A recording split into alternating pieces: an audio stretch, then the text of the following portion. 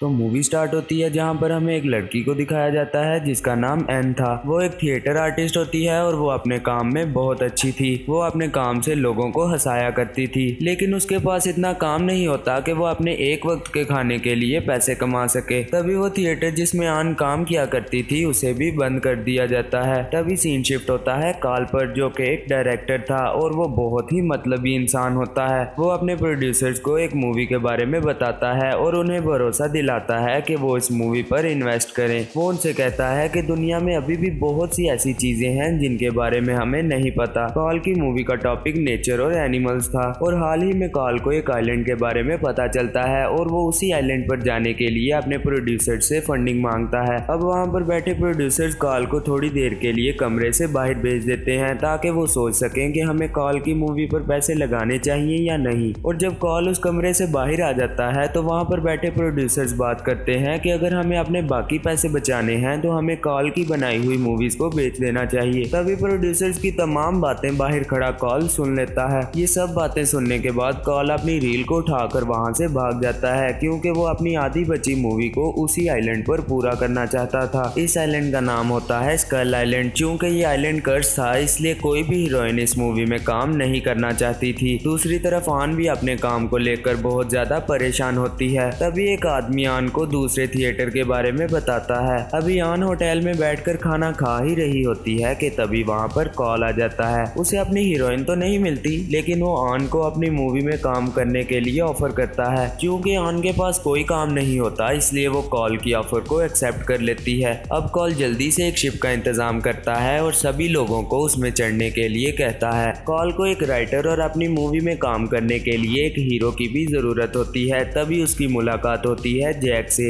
Jack पेशे से एक ऑथर होता है और वो स्क्रीन प्ले भी लिखा करता था और इसी वजह से कॉल उसे भी अपनी शिप में ले लेता है। अब कॉल शिप के कैप्टन से जल्दी से उस शिप को चलाने के लिए कहता है क्योंकि बहुत से पुलिस वाले कॉल को पकड़ने के लिए उसके पीछे पड़े हुए थे। कॉल अपनी मूवी के लिए नए नए सीन शूट करना शुरू कर देता है। कॉल शिप के कैप्टन से कहता है कि हाँ, हमें उसी आइलैंड पर जाना है जिसके बारे में अभी किसी को भी नहीं पता। दूसरी तरफ शिप के कैप्टन को भी जंगली जानवर पकड़ने का बहुत ज्यादा शौक होता है, इसलिए वो अपनी शिप का रुख उसी आइलैंड की तरफ मोड़ लेता है। अब वो एक ऐसी जगह पर पहुंच जाते हैं जहां पर बहुत ज्यादा धुंध होती है। उन्हें कुछ भी नजर नहीं आ रहा था। तभी वो उस आइलैंड का रास्ता पता करने की कोशिश करते हैं, लेकिन उन्हें कुछ भी पता नहीं चलता। चलते चलते अचानक शिप के रास्ते में एक बहुत बड़ी चट्टान आ जाती है। कैप्टन अपनी शिप को उस चट्टान से बचाने की कोशिश करता है, लेकिन वो शिप उस चट्टान में फंस जाती है। ये सब देखकर कॉल कहीं ना कहीं खुश होता है क्योंकि कैप्टन ने उस आइलैंड पर जाने से मना कर दिया था, लेकिन अब मजबूरन उन्हें उसी आइलैंड पर जाना पड़ेगा। अब वो लोग वहां से एक छोटी सी कश्ती पर उस आइलैंड की तरफ रवाना हो जाते हैं। कॉल उस कश्ती में सिर्फ और सिर्फ अपने क्रू मेंबर्स को ही लेकर जाता है। दूसरी तरफ कैप्टन अपने साथियों को स्कल आइलैंड पर जाने से मना कर देता है ताकि वो अपनी शिप को वहां से निकाल सके। क्रू मेंबर्स को इस बारे में पता था कि उस आइलैंड पर एक ऐसी चीज मौजूद है जो कि वहां पर गए लोगों को वापस नहीं आने देती,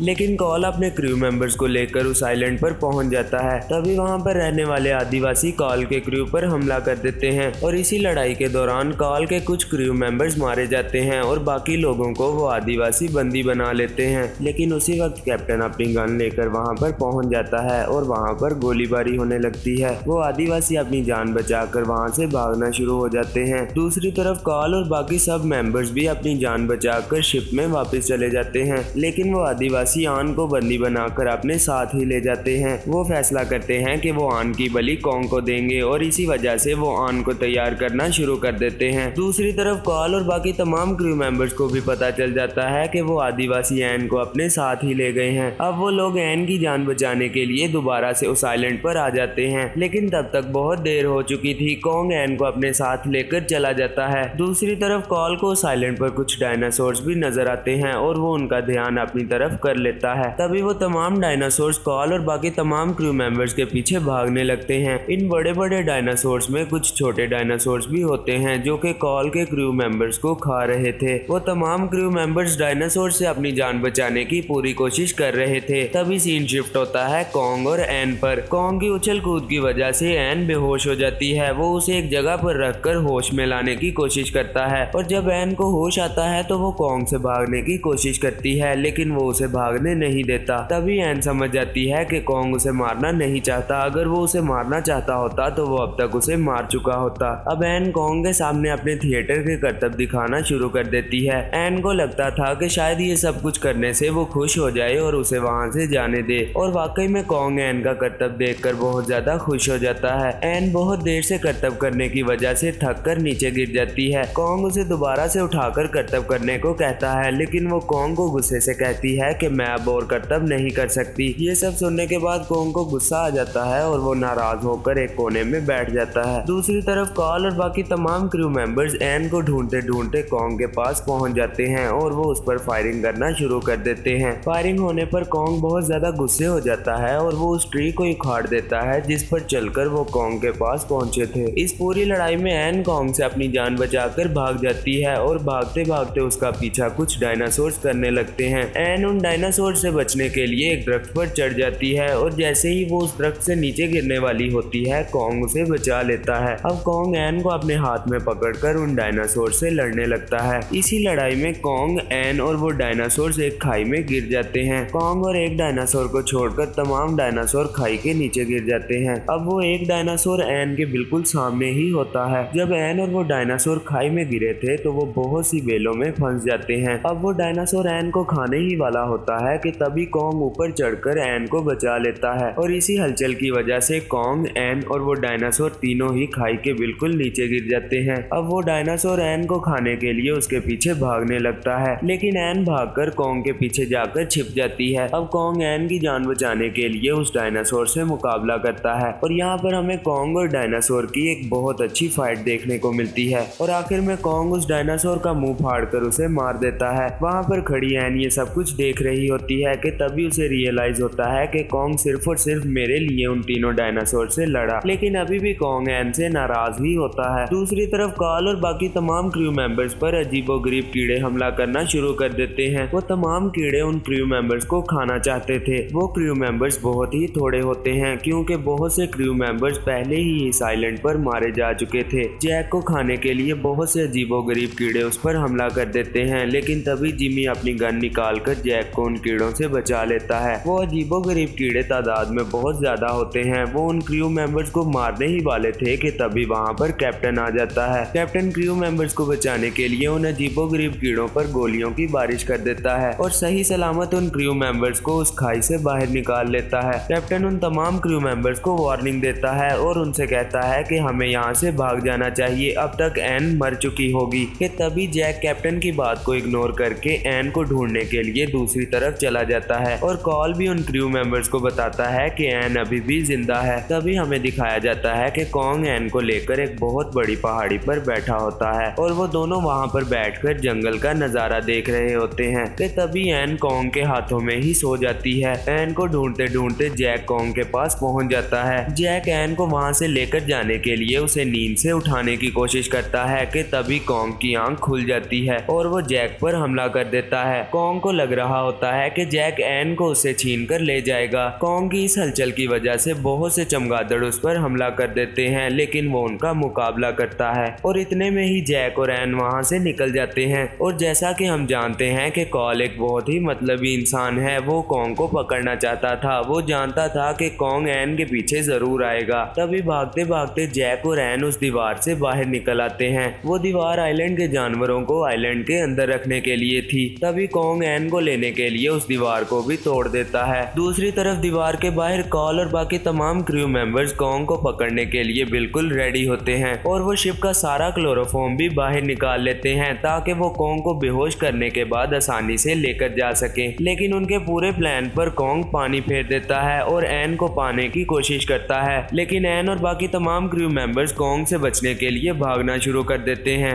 भागते भागते वो तमाम लोग एक बोट के पास पहुंचते हैं और उस पर चढ़ना शुरू कर देते हैं। कि तभी वहां पर कॉन्ग पहुंच जाता है और वो एन को पकड़ने की कोशिश करता है। दूसरी तरफ कॉल क्लोरोफॉर्म की एक बोतल कॉन्ग पर फेंक देता है और कैप्टन भी कॉन्ग पर हमला करने की कोशिश करता है, लेकिन एन उन्हें कॉन्ग पर हमला करने से मना करती है। वो उन्हें बताती है कि ये एक अच्छा जानवर है, लेकिन वो लोग कॉन्ग को बेहोश करने में कामयाब हो जाते हैं। अपना प्लान कामयाब होने के बाद कॉल शहर में एक बहुत बड़ी पार्टी ऑर्गेनाइज करता है जिसमें वो लोगों को एक बहुत बड़ा जानवर दिखाने वाला था। जब लोगों को पता चलता है कि शहर में एक बहुत बड़ा जानवर आया है तो शो के टिकट्स फौरन से बिक जाते हैं। और शो में वो प्रोड्यूसर्स भी आए होते हैं जो कि मूवी के स्टार्ट पर कॉल को पागल कहते थे। दूसरी तरफ जैक एन से बहुत ज्यादा प्यार करता था और इसी वजह से वो उस पर एक फनी बुक लिखता है और वो दोनों कॉल के शो पर नहीं जाते। अब हमें दिखाया जाता है कि कॉल सब लोगों के सामने कॉन्ग को प्रेजेंट करता है और चूंकि कॉन्ग बेहोश होता है इस वजह से वो वहाँ पर कोई हरकत नहीं कर रहा था। तभी जैक सोचता है कि मुझे कॉल के शो पर जाना चाहिए और जैसे ही वो कॉल के शो पर पहुंचता है तो उसे पता चलता है कि कॉल ने सारा क्रेडिट मिस्टर बक्स्टर को दे दिया है। और कॉल सभी लोगों को बताता है कि कितनी हैरानी की बात है कि ये बड़ा सा जानवर एक लड़की के वश में है। और जैसे ही कॉन्ग उस लड़की को देखता है तो उसे बहुत ज्यादा गुस्सा आ जाता है क्योंकि वो लड़की एन नहीं होती।